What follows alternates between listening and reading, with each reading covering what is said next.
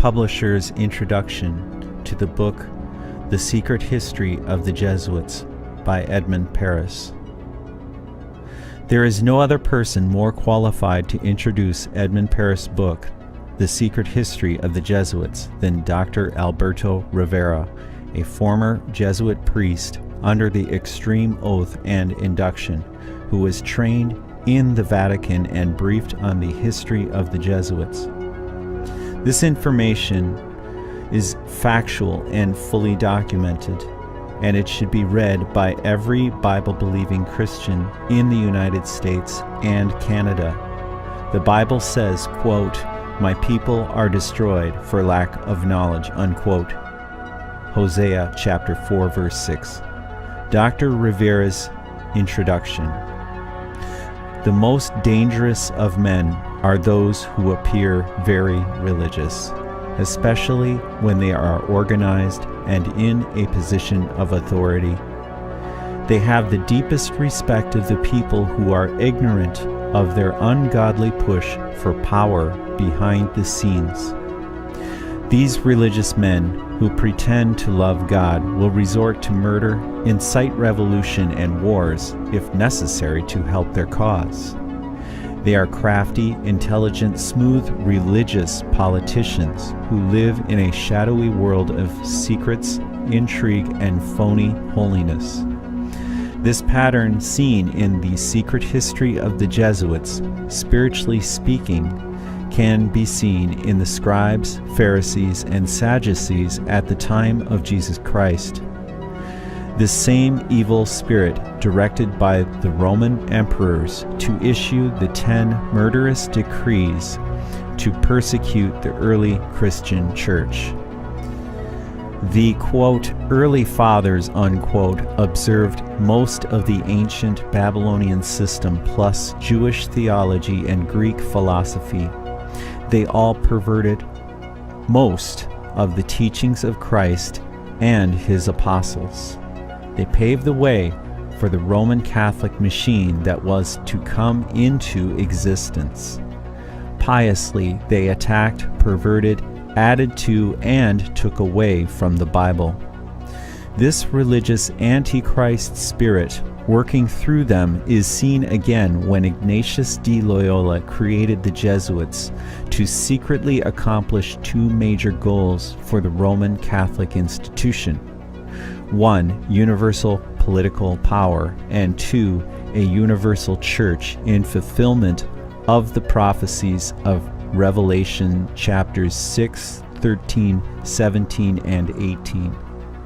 By the time Ignatius de Loyola arrived on the scene, the Protestant Reformation had seriously damaged the Roman Catholic system.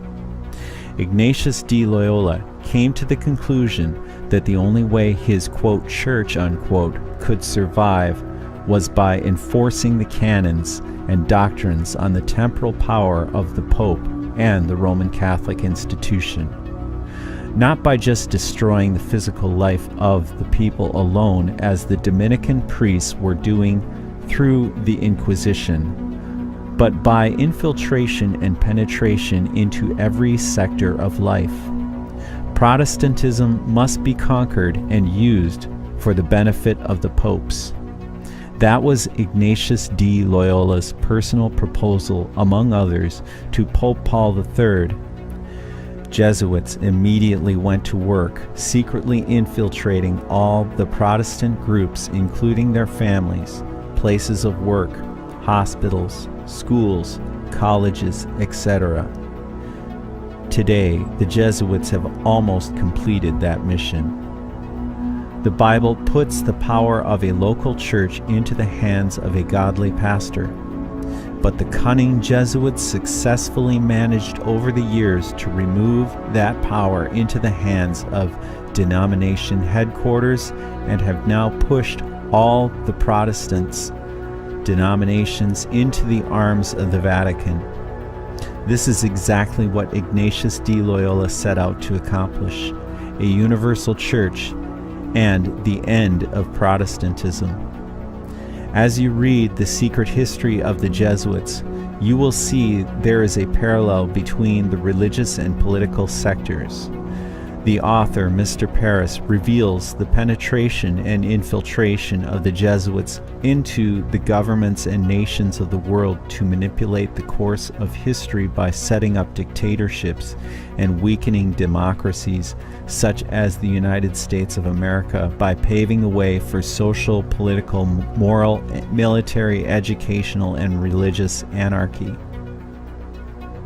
Especially I work in dealing with the infiltration of churches and religious institutions as well as government.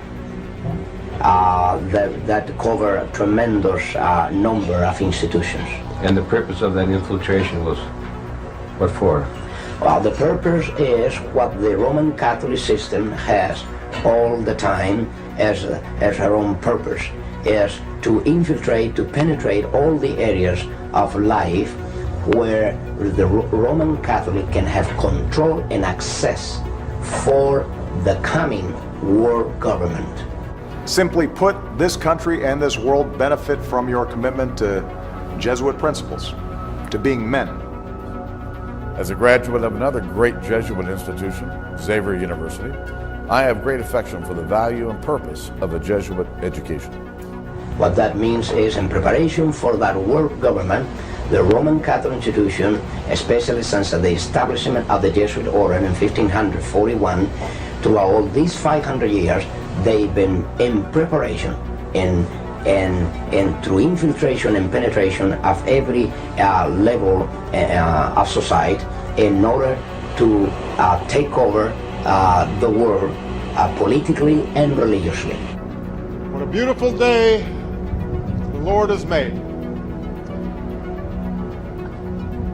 Holy Father, on behalf of Michelle and myself, welcome to the White House.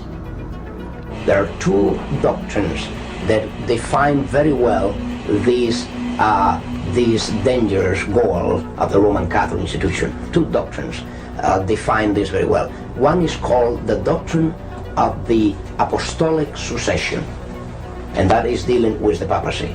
And the other is the doctrine, the temporal power, and that is dealing with world government. Of course, both, because you can see that even the Pope and his own individual office, he meet those requirements. He is not only the head of his church, as he called himself, John Paul II, the present Pope. He said he is the pastor of his church. He is not only that, but he is the head of his state. It is a sign, perhaps, of how far we have come in this country that today's news of formal recognition between the governments of the United States and the Vatican did not create a furor. Once upon a time, it would have. Once upon a time, and not all that long ago, it did. From the time of President Washington, there was the first president to be utilized by the Jesuits. If you were not aware of that, President Washington already was initiated by the Jesuits to bring about the first communication with the Vatican ever known in this country. From there on, President Reagan, throughout all this time, President Reagan has come to fulfill the greatest moment in the history of this conspiracy, because no other president has come as close as President Reagan with the Vatican, and even not even John F. Kennedy. What that means is they have done to President Kennedy, to President Reagan, what they were not able to do even through a Roman Catholic president. And nevertheless, I will say this: the religious belief of President Kennedy is nothing more, nothing else than another expression of Catholicism. Perhaps I need to clear this. Roman Catholicism is not only the Roman Catholicism. Roman Catholicism is still, and it has been at work outside the Roman Catholic system. What that means, there are many daughters of the Roman Catholic system outside the Roman Catholic system. And as there are many daughters, these daughters have children, and of course President Reagan fit within that picture. His relationship with the Vatican today brought about several things. One of them is the diplomatic relationship with the Vatican. Second, the preparation for the signature of a concordat between the Vatican and the United States. And if you want to know, this never took place overnight. President Reagan was prepared and initiated for the task that is performing today as President of the United States by the Jesuits of Rome, and the time that he served as a star in a movie that was very well known and still being showed today, a very old movie about the football team of Notre Dame. New Rockney. That's correct. This is the time that the first contact was made by the Jesuits with Reagan. We were on the way back from London on the jet plane, and there was a man dressed in a uniform like the Catholic priests wear, and he was conducting himself not like a priest you'd see in a movie, very friendly. He was a very sophisticated type man, and people could sense that. And I never thought I'd see him again, but in Baltimore at the airline station where the baggages come off, well, I turned around and there he was next to me. And I just turned to him and said, "Hello, friend, are you a Jesuit?" And he says, "Yes," with a big smile. You see all of his teeth. And he was very happy with himself. I said, "Well, listen, I'm very interested in the Jesuits. I've read some about them. And what would you think about the Council of Trent and what was invented in the Council of Trent and the infiltration of the Jesuits into Protestantism and the use of the Jesuits through organizations like the Illuminati and the futurism theory, the secret rapture that they invented for the Protestants?" And I talked to him about a lot of those things, and he had a metamorphosis take place. His face became rigid, his smile went away, and he looked me right in the eyes and he said, "You know quite a bit, don't you?" Like he never expected it. And I told him that I was one of the Protestants that got away, and if he could realize that if somebody like me knew those things, just imagine some of the other of God's people that know those things and are willing to tell anybody about them. And it was an amazing situation how that man's face changed, and he thought he was like in one identity, but all of a sudden he realized that these dark secrets of theirs, they're being found out, and I'll never forget that. Would you consider that Jesuitism to be an occult secret society? It is an occult secret society from the point of view that the Jesuit order, what you know of the Jesuit order and what everybody knows of the Jesuit order is not the truly Jesuit order. What that means is even the Jesuits within the Jesuit order, they all are not knowing the secret society, the inner secret society that they are surrounded by.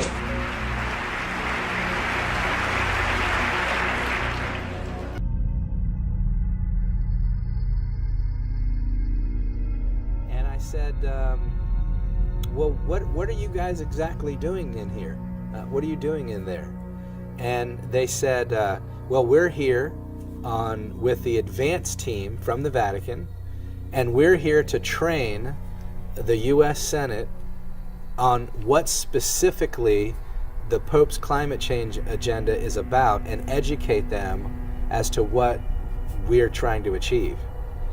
And that's when I said to them, I said, I read the Pope's climate change encyclical, and I noticed that the Pope mentions the Sabbath in the encyclical. And he talks about animals having a day of rest, and I'm putting two and two together, and it looks to me like the Pope wants to have a Sabbath rest for the land, a Sabbath rest for the environment.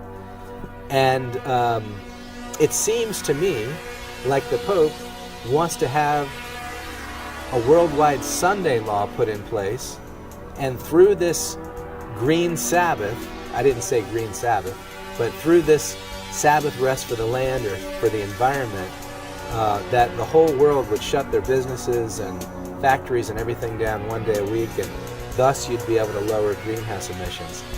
And he looked at me and he goes, "That's exactly what this is about." And with that, they just turned on their heels and walked away.